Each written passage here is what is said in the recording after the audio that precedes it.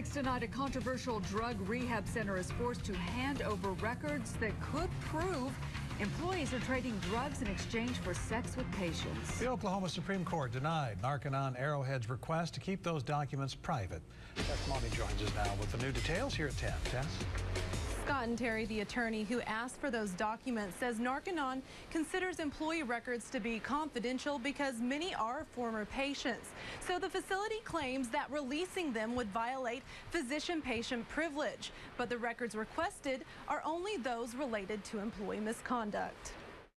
It's been more than 4 years since Heather Landmeyer went from a bubbly, free-spirited 20-something to a woman in a vegetative state, fully dependent on another's care. We're so blessed that we do have her here still, but it's definitely exhausting and it's such a challenge every day. Heather was a drug addict. Her sister Hillary says Heather got hooked on heroin after high school. It was something her family never suspected. The popular girl who's just loved by everybody.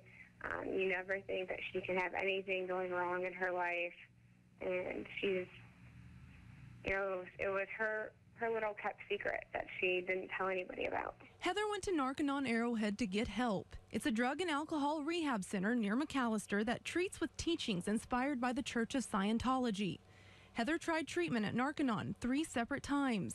During her third stint, her family claims she fell back into the grip of addiction, this time at the hands of Narconon employees.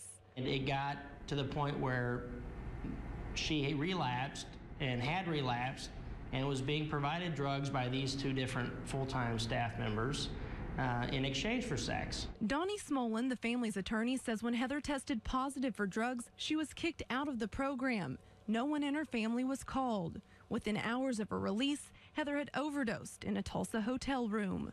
The facility knows how much drugs is going through that place, how much sex is going on, and they allow it to keep occurring. Heather's family has filed a civil lawsuit against Narconon. Smolen says he believes there are more cases like Heather's, but have been swept under the rug, hidden in employee records. Narconon CEO Gary Smith gave us this statement.